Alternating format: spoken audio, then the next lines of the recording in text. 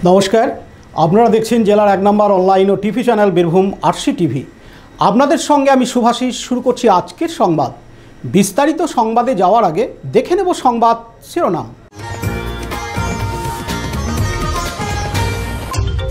কৃষি যন্ত্রপাতি তুলে দেওয়া হলো কৃষকদের, বিধায়কের উপস্থিতিতে। প্রয়াত প্রধানমন্ত্রীর প্রয়াণ দিবস পালন বোলপুরে। সড়ক নিরাপত্তা ও শ্রমিক কল্যাণ বিষয়ক সচেতনতা শিবির সিউড়িতে। উচ্চ মাধ্যমিকে রাজ্যের 2য় স্থান অধিকার করল সিউড়ির ছাত্র। চুরি যাওয়া জিনিসপত্র উদ্ধার করল বোলপুর থানার পুলিশ। জেলায় ফের পরিযায়ী শ্রমিকের মৃত্যু নানুরে। জগদ্ধাত্রী মাকে পুষ্পাঞ্জলি দিলেন বিধায়ক বিকাশ রায়চৌধুরী। এবার সংবাদ বিস্তারিত। সিউড়ি থানার অন্তর্গত 1 নম্বর ব্লকের নগরী পঞ্চায়েতের নহাডি গ্রামে 142টি কৃষি যন্ত্রপাতি তুলে দেওয়া হলো আজ বৃহস্পতিবার 31শে অক্টোবর। এদিন সিউড়ি বিধানসভার বিধায়ক বিকাশ রায়চৌধুরী ও কৃষি দপ্তরের আধিকারিকরা উপস্থিত ছিলেন। আনুষ্ঠানিকভাবে পশ্চিমবঙ্গ সরকারের কৃষি বিভাগের ব্যবস্থাপনায় এবং নগরী মাইক্রো ওয়াটারশেড কমিটি অ্যাসোসিয়েশনের পরিচালনায় সিউড়ি 1 নম্বর ব্লকের নগরী অঞ্চলের 287 জন কৃষকদের হাতে আধুনিক যন্ত্রপাতি তুলে দেওয়া হয়। যন্ত্র পেয়ে খুশি নগরী গ্রামের পঞ্চায়েতের চাষিরা। এক একজন কৃষিযন্ত্র 10 জন করে ব্যবহার করবেন বলে জানিয়েছেন বিধায়ক বিকাশ রায়চৌধুরী। এদিন তিনি আরও জানান,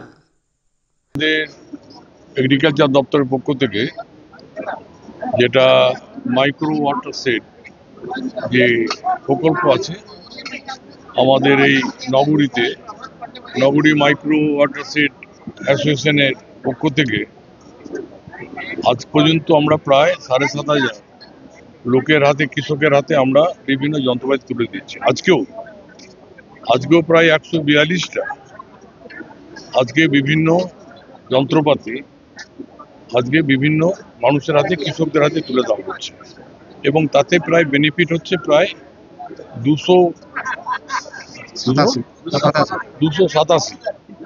সুতরাং এটা মনে রাখতে হবে আপনাদেরকে যে এটা একটা বৃহৎ প্রকল্প এবং কৃষকরা যেভাবে উপকৃত হচ্ছে, বাংলায় কৃষিক্ষেত্রে একটা নতুন বিপ্লব এসেছে। এই প্রকল্পের মাধ্যমে শুধু এগ্রিকালচার সমস্ত দিকটা, সবজি চাষ থেকে বাগান করা থেকে আরম্ভ করে, সমস্ত চাষ থেকে আরম্ভ করে, কৃষকদের বিভিন্ন লোন দেওয়া থেকে আরম্ভ করে বিভিন্ন প্রকল্প আজকে এখান থেকে দেওয়া হচ্ছে। অন্যদিকে যাতে কোনোভাবে এই যন্ত্র অপব্যবহার না হয়, কোনোভাবে কৃষকরা বিক্রি না করে দেয়, সেদিকেও খেয়াল রাখার নির্দেশ দেওয়া হয়। এদিন এই যন্ত্রাংশ নিতে আসা এক চাষি কালিদাস হেমব্রম জানান, 1 বিঘা জমি চাষ করতে যে পরিমাণ দেরি হতো, তাতে এই যন্ত্রাংশ পাওয়াতে তাদের অনেকটা সুবিধা হবে এবং কম সহজেই অনেকটা জমি চাষ করে ফেলতে পারবে। তাই এই সরকার সহ কৃষি দপ্তরের আধিকারিক এবং বিধায়ককে অনেক ধন্যবাদ। এদিন তিনি আরও জানান, মেশিনটা পেয়েছি, কতটা খুশি? অনেকটা খুশি। মানে এই মেশিন পেয়ে কতটা কাজে লাগবে? যে গরুজি যেটা হচ্ছিল না, সেটা অল্প সময়ের মধ্যে কাজটা আমার হবে। কত বিঘা জমি আছে আপনার? আমার 5 বিঘা জমি আছে। এই মেশিন আপনি একাই কিনলেন না এটা নিয়ে 10 জন কি 12 জন? এটা 5 জন আছে আমরা। বিনামূল্যে? না, লেগেছে কিছু। কতটা পয়সা লেগেছে? ওই 8,000 টাকা লেগেছে। কি মেশিন পেলেন আপনি? ওইটা পাওয়ার টিলারটা, যেটা গরুজি যে হচ্ছিল না, সেটা মেশিন দ্বারাই করা। আজকে খুশি? অনেক খুশি। কি নাম আপনার? কালিদাস হেমব্রম। কতটা জমি আছে আপনার? 5 বিঘা। কোথায় আছে? জামদই গ্রামে, সিরসা মৌজা। পার্থ দাসের report, Birbhum RC TV, Suri. Bolpur শহর ও ব্লক কংগ্রেস কার্যালয়ে প্রাক্তন প্রধানমন্ত্রী ইন্দিরা গান্ধীর প্রয়াণ দিবস পালিত হয় আজ বৃহস্পতিবার 31শে অক্টোবর। ইন্দিরা গান্ধীর প্রতিকৃতিতে মাল্যদান ও পুষ্পস্তবকদের শ্রদ্ধা জানানো হয়। এটি ছোট্ট অনুষ্ঠানের মধ্য দিয়ে দিনটিকে স্মরণ করেন একনিষ্ঠ কংগ্রেস কর্মীরা। এদিন বোলপুর শহর কংগ্রেস সভাপতি শিবকিঙ্কর শাহ জানান, প্রাক্তন প্রধানমন্ত্রী ইন্দিরা গান্ধীর প্রয়াণ দিবস, কি বলবেন? আজকে প্রাক্তন প্রধানমন্ত্রী ইন্দিরা গান্ধীর প্রয়াণ দিবস। এই দিনটা আমরা কংগ্রেস কর্মীরা আমার দলীয় অফিসে আমরা তার সম্বন্ধে স্মৃতিচারণ করি।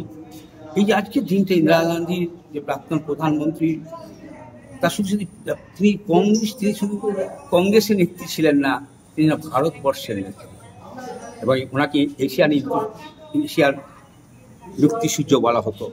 উনি কাউকে ছেড়ে দেননি এবং উনি ভারতবর্ষে এগিয়ে যাওয়ার জন্য এক এক করে সমস্ত আজকে কোল ন্যাশনালাইজড কয়লাটাকে আগে বেসরকারি ছিল, উনি প্রথম জাতীয়করণ করে দেশের সম্পদ।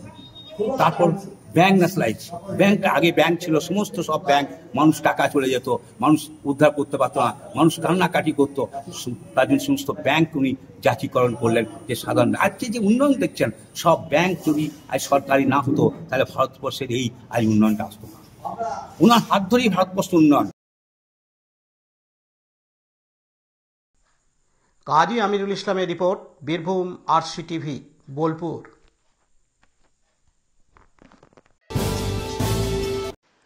আজ বৃহস্পতিবার 31শে অক্টোবর মাননীয় মুখ্যমন্ত্রী মমতা বন্দ্যোপাধ্যায়ের দূরদর্শী ভাবনায় এবং শ্রম দপ্তরের উদ্যোগে সিউড়িতে অনুষ্ঠিত হল সড়ক নিরাপত্তা শ্রমিক কল্যাণ বিষয়ক এক বিশেষ সচেতনতা শিবির। কর্মসূচিটি অনুষ্ঠিত হয় সিউড়ির North Bengal State Transport Corporation bus স্ট্যান্ডে। এই শিবিরে উপস্থিত ছিলেন সিউড়ি বিধানসভার বিধায়ক বিকাশ রায়চৌধুরী সহ জেলা শ্রম দপ্তরের একাধিক আধিকারিক। পরিবহন শ্রমিকদের সড়ক নিরাপত্তা, ট্রাফিক নিয়ম, শ্রমিকদের অধিকার ও সামাজিক সুরক্ষা সম্পর্কে বিস্তারিতভাবে জানানো হয়। শ্রমিকদের জন্য সরকারের বিভিন্ন কল্যাণমূলক প্রকল্প সম্পর্কেও তুলে ধরা হয়। এই উদ্যোগের মাধ্যমে পরিবহন শ্রমিকদের মধ্যে সচেতনতা বৃদ্ধি, দুর্ঘটনা প্রতিরোধ এবং শ্রমিক কল্যাণ নিশ্চিত করার লক্ষ্য নিয়েছে রাজ্য সরকার। মুখ্যমন্ত্রী মমতা বন্দ্যোপাধ্যায়ের এই মানবিক চিন্তাধারায় রাজ্যের শ্রমিক সমাজকে দিচ্ছে নিরাপত্তা ও সম্মানের নতুন দিশা। পার্থ দাসের রিপোর্ট, বীরভূম RCTV, সিউড়ি।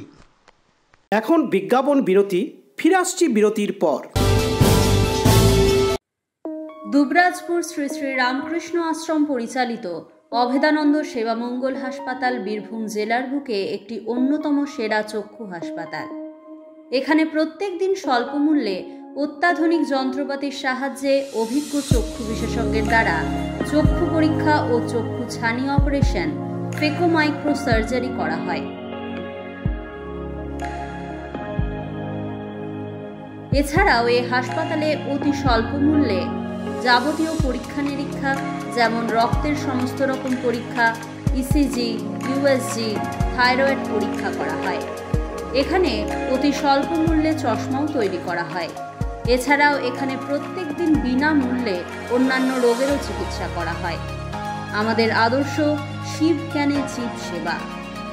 যোগাযোগের নম্বর 9382571046 অথবা 9564554959 অথবা 7407405155।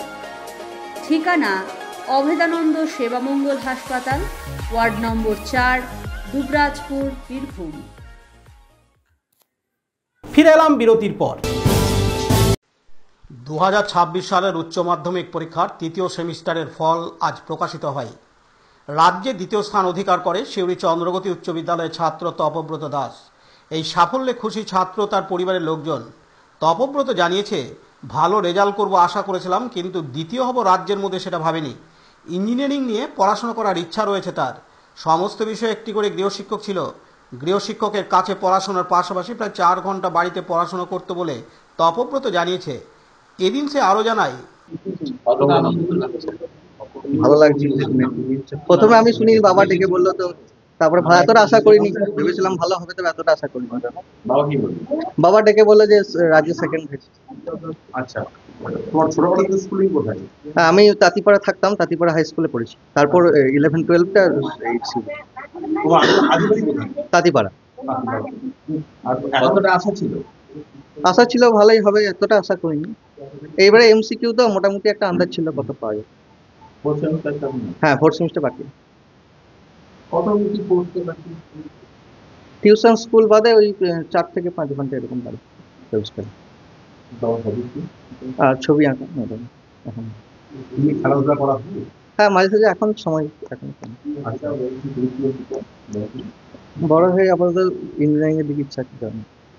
আচ্ছা, আর তোমার বাবা কি বলে? School teacher. আর মা? মা নার্স। বাবা কোন স্কুলে ছিল? মেটালা হাই স্কুল। আর মা? মা মুক্তিপুর সুস্বাস্থ্য কেন্দ্র। আর বাড়িতে তুমি একাই ছিল? হ্যাঁ। ভালো লাগে ছবি আঁকতে। তার বাবা পেশায় শিক্ষক, মা নার্স। এদিন তার বাবা বলেন, রেজাল্টের খবরটা শুনলাম, তারপর দেখলাম যে সেকেন্ড হয়েছে রাজ্যের মধ্যে। তারপর মোটামুটি একটা আইডিয়া ছিল যে হয়তো টপ 10-এর মধ্যে আসতে পারে, কারণ যেরকম পরীক্ষাটা হয়েছিল তাতে টপ 10-এর মধ্যে আসার একটা সম্ভাবনা ছিল। কতটা আনন্দ ঠিকই আছে, কারণ তো স্বাভাবিক ব্যাপার। হ্যাঁ, ফোর্থ সেমিস্টারটা বাকি আছে, এখন দেখা যাক কি হচ্ছে।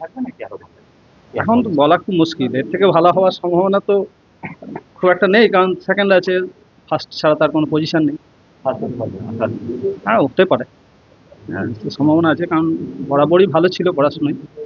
দেখা যাক, মাধ্যমিকে একটু খারাপ হয়েছিল বলে মনটাও খারাপ ছিল। মাধ্যমিকে 680 পেয়েছি। হ্যাঁ, আপনারই এরকম রেজাল্ট ভালো লাগছে? হ্যাঁ, ভালো তো লাগছে। পার্থ দাসের report, Birbhum RC TV, Suri. চুরি হয়ে যাওয়া জিনিসপত্র অতি দ্রুততার সঙ্গে গতকাল বুধবার 30 অক্টোবর রাতে উদ্ধার করা হয় বোলপুর থানার আইসির তৎপরতায়। দিনের পর দিন বোলপুর এলাকায় যে চুরির ঘটনা ঘটছে তা অতি দ্রুততার সঙ্গে বোলপুর থানার পুলিশ জিনিসপত্র উদ্ধার করেছে। এক সপ্তাহ আগে আমরা দেখেছিলাম বিশ্বভারতী ছাত্রী মোবাইল ও গলার চেন বেশ কয়েক ঘন্টার মধ্যে বোলপুর থানার পুলিশ উদ্ধার করে তাকে ফিরিয়ে দেয়। ঠিক সেই রকম আজ ফের একটি চুরির কিনারা করল বোলপুর থানার পুলিশ সহ পিসি টিম। চুরি হয়ে যাওয়া জিনিস, গ্যাস সিলিন্ডার, কাঁসার থালাবাটি। চোরকে গ্রেপ্তার করে বোলপুর থানার পুলিশ প্রশাসন। বোলপুর থানার পুলিশ বোলপুর এলাকায় খুব সক্রিয় এবং দ্রুততার সঙ্গে তাদের দায়িত্ব পালন করছেন। কাজী আমিরুল ইসলামের report, Birbhum RC TV, Bolpur. Birbhum জেলার নানুর বিধানসভার অন্তর্গত বরা সাঁওতা অঞ্চলের বরা গ্রামের দুধকুমার বাগতি, বয়স 18 বছর, পরিযায়ী শ্রমিক।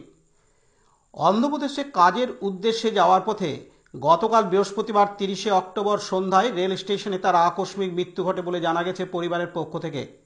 আজ শুক্রবার 31 অক্টোবর মমতা বন্দ্যোপাধ্যায়ের নির্দেশ মতো এবং স্থানীয় প্রশাসনের তৎপরতায় মরদেহ আনার ব্যবস্থা গ্রহণ করা সহ অসহায় পরিবারের পাশে থাকার প্রতিশ্রুতিবদ্ধ দেন বীরভূম জেলা পরিষদের সভাধিপতি ফাইজুল হক ওরফে কাজল শেখ। সাংবাদিকদের মুখোমুখি হয়ে এসআইআর নিয়ে কেন্দ্র সরকারের বিরুদ্ধে কড়া হুঁশিয়ারি দেন। এদিন তিনি আরও জানান, বড় সাঁওতা অঞ্চলের বড়া গ্রামে দুধকুমার বাগতি, যার বয়স মাত্র 18 বছর এবং ছেলেটা মাধ্যমিক পরীক্ষার্থী। সে বাইরে যাওয়ার কারণ একটাই, আমরা দেখতে পাচ্ছেন পাশেই যে বাড়িটা তৈরি হচ্ছে, এটা বাংলা আবাস যোজনা বাড়ি, আমাদের মাননীয় মুখ্যমন্ত্রী মাননীয় মমতা বন্দ্যোপাধ্যায় দিয়েছেন। তো বাড়িটা যেহেতু উনি 1,20,000 টাকা দিয়েছেন, বাড়িটা আরো বড় করে উনি তৈরি করার চেষ্টা করেছেন, তাই তিনি অন্য রাজ্যে গিয়েছেন কর্মসংস্থানের উদ্দেশ্যে। এবার আমরা যেটুকু কাল সন্ধ্যা নাগাদ শুনতে পেলাম যে ছেলেটা মারা গেছে এবং ট্রেন থেকে পড়ে মারা গেছে। এটাই আমাদের কাছে বিস্ময়, এটাই আমাদের কাছে অবাক হওয়ার কারণ যে যুক্তরাষ্ট্র পরিকাঠামো অনুযায়ী একটা রাজ্যের মানুষ আর একটা রাজ্যে যেতে পারে কর্মসংস্থানের উদ্দেশ্যে, এটাই সংবিধান স্বীকৃত।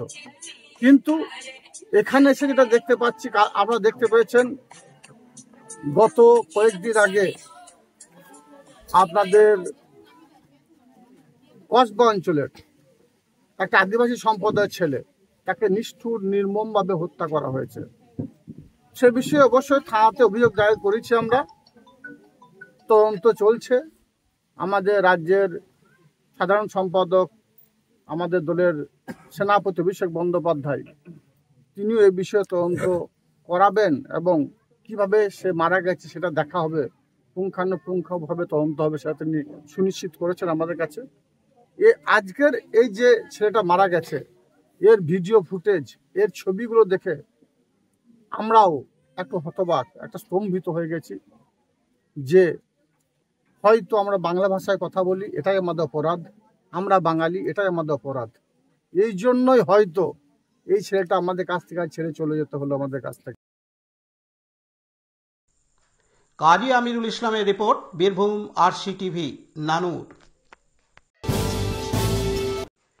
সমগ্র জগতের যিনি ধাত্রী তিনি হলেন দেবী জগদ্ধাত্রী। ইনি দেবী দুর্গার অপর রূপ। কথিত আছে 1710 খ্রিস্টাব্দে কৃষ্ণনগরের মহারাজ কৃষ্ণচন্দ্র রায় কারামুক্তির পরে স্বপ্নাদেশে কার্তিক শুক্লা নবমীতেই পুজোর প্রথম প্রচলন করেন। এরপর চন্দননগর বা অন্যান্য স্থানে জগদ্ধাত্রী পুজোর সূচনা হয়। প্রতি বছরের মতো এবারেও সমগ্র বাংলার সঙ্গে জেলা সদর সিউড়িতেও যথাযোগ্য মর্যাদায় শুরু হয়েছে এই পুজো।